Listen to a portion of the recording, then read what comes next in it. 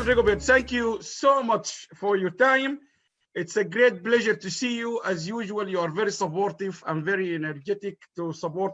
Let me just say a few things. For all those who are watching us now for all over the world, it's given me a great pleasure. I'm very honored to have Her Excellency, Dr. Gale Rigobert. She is the Minister of Education, Innovation, and Sustainable Development. Dr. Gale is well known worldwide for her work. She's an academic herself. She used to work, I think she's still, maybe you are a secondment now, on the, from the University of, in the Caribbean. She will talk to us, but she is a well-known politician who has been very much engaged with key issues affecting the whole world. And when I say affecting the whole world, I mean it, because she has been very much engaged with the youth generations. She's been very much engaged with grassroots innovations. She's very much a believer on innovation and creativity, ICT, digital technologies, and more importantly, recently, she has been quite a vocal voice worldwide, speaking not just about the island countries, but all developing countries.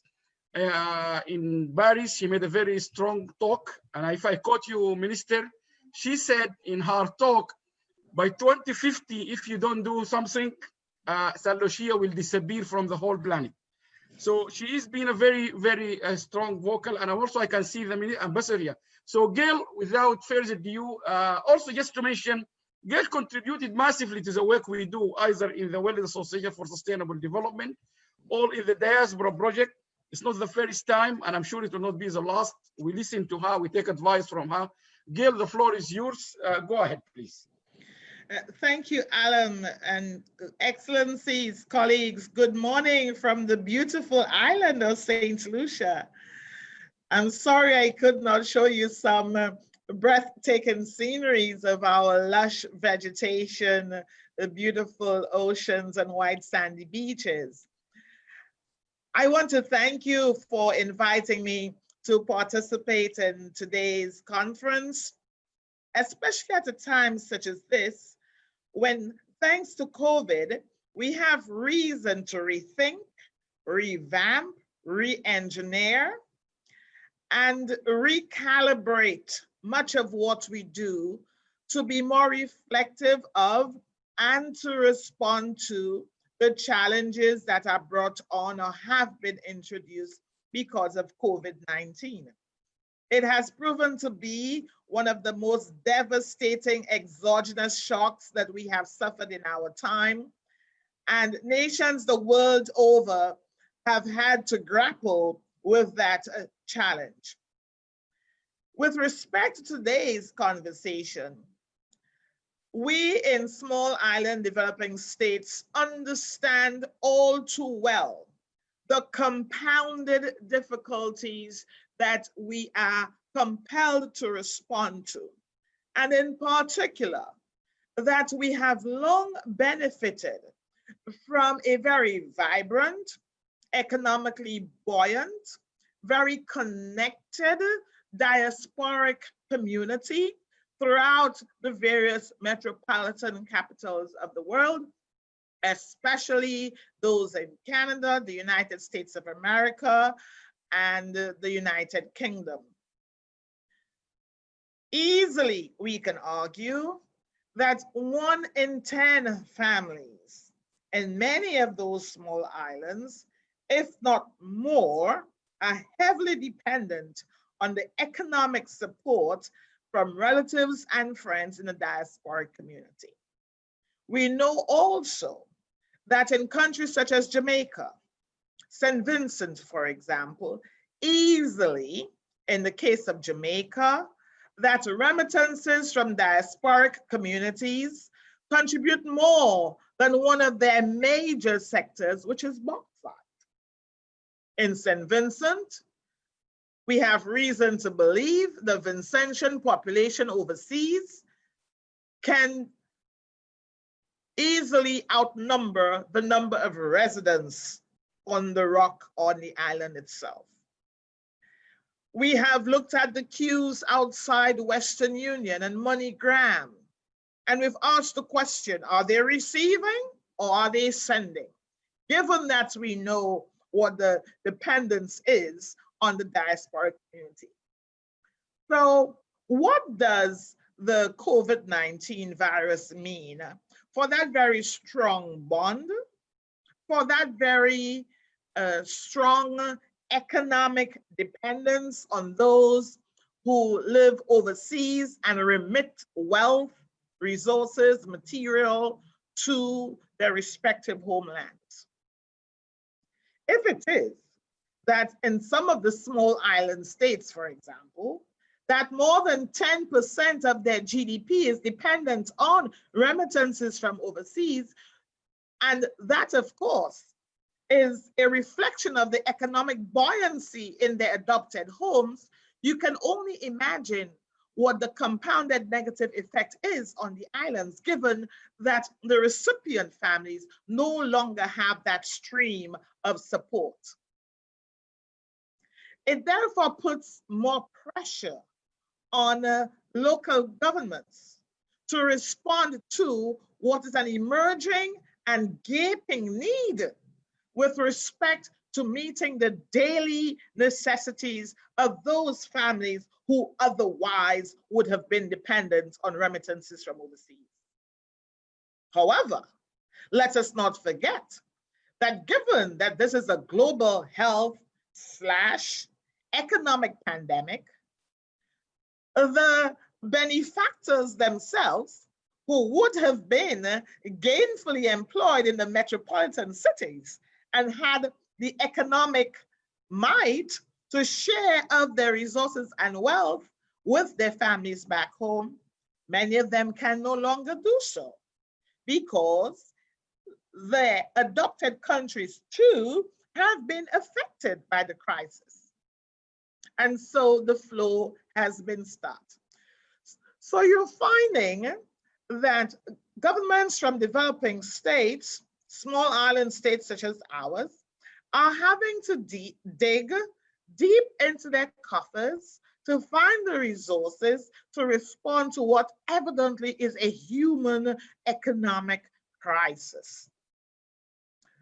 Therefore, resources that otherwise would have been allocated to the mundane, procedural, matter-of-fact operations of government are now having to be diverted to lend support to families that find themselves in economic turmoil because of the stem in the flow of resources from overseas. The diaspora has always played a very, very key role in the development of our states. And I don't know whether you realize that matters pertaining to migration and the diaspora are reflected in at least 4 sustainable development goals. So that tells us that it is not lost on the international community.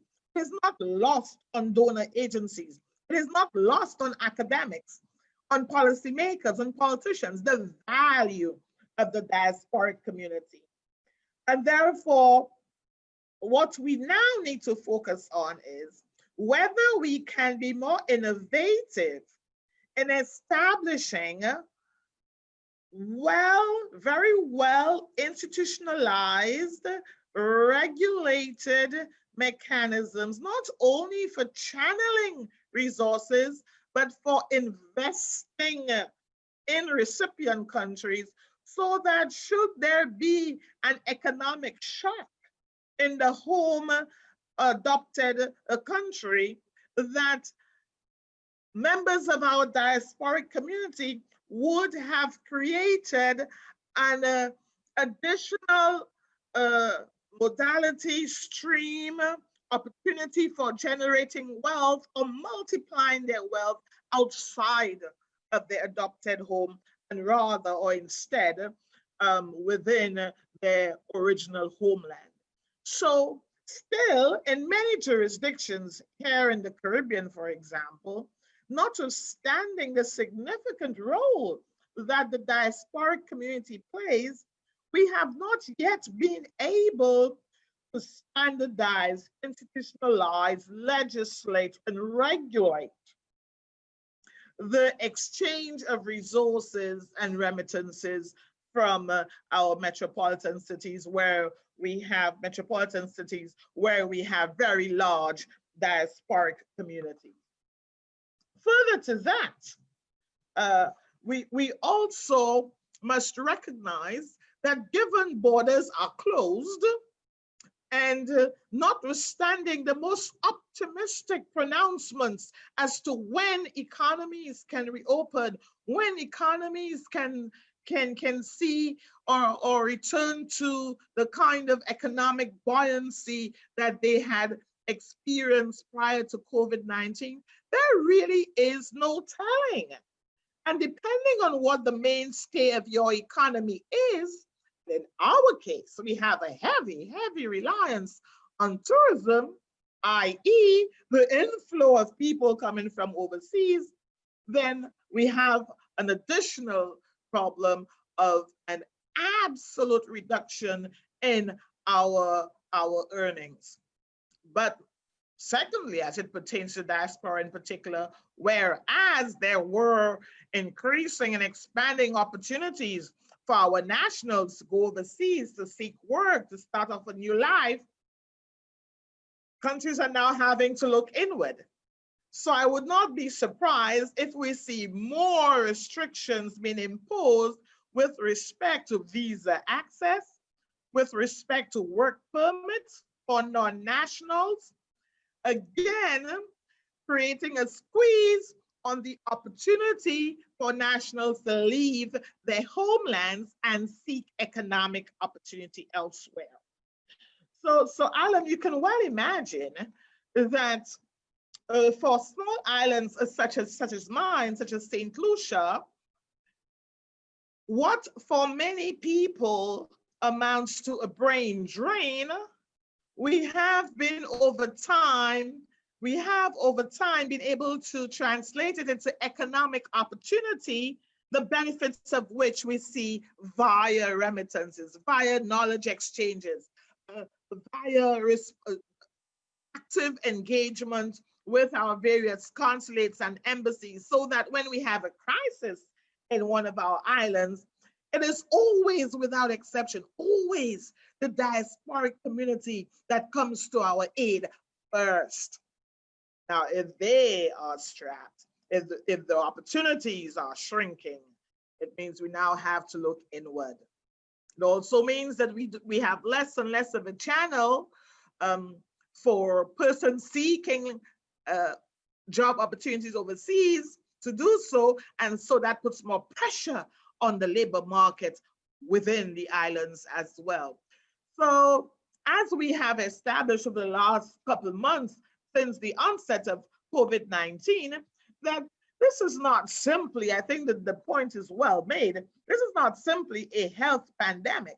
The real crisis is the economic problems that have been ushered in because of this virus, and how small fledgling emerging countries can respond. With your kind permission, I will stop here for now. If you have any questions, I'll be quite happy to entertain those. Thank you so much, Alan. Thank you very much, Dr. Gale. It's always been a pleasure to listen to you and to watch you. That was very inspiring, and I think you touched on many points, particularly, and we have seen that. What you said, I can witness that whenever you come to London, your consulate, your embassy is always keen, and you still deploy your time, and they are involved with your diaspora. I know you are a believer of South-South collaboration and cooperation, that's two things. To what extent have you seen that being realized? South-South, I mean, people in the South, are they collaborating? Do you see serious collaboration between countries, say like St. Lucia and African countries? You know that long story about the Latin American, the Caribbean, the African. Did you, in all your traveling engagement, do you see that a reality, or you see it just like something we all dreamed of, but it didn't happen? Particularly, we have the ambassador here. Thank you, Alan, for that question. That's a very pregnant question. I know there is still a lot of nostalgia about the camaraderie, the togetherness, the collective the collaboration that characterized the Cold War years within the G77, for example, or the non-aligned movement. in a post-Cold War context, we know that that had changed. However, I am beginning to realize that the pressures of climate change, the urgency of meeting the Sustainable Development Goals, these have given rise to a resurgence of that South-South spirit, because we realize that if there's one thing we have in common, it is that extreme vulnerability to external shocks, whether they be climatic, economic, or health shocks, as we are experiencing right now. So if ever there was a time for a case to be made for us to embrace the notion of South-South cooperation, the time is now. Because as we recognize, while those countries, our friends in the diplomatic community, our Western friends who we could readily rely on, are themselves so caught up dealing with their own domestic challenges. And so there's an urgency. It is now incumbent upon us in the South to turn to our brothers, to our sisters, with whom we have had long-standing historical, economic, trade, and political alliances. So I anticipate that in the same way that climate change reignited that South-South spirit, the pandemic itself will have a similar kind of effect. And I am a very strong proponent for South-South cooperation.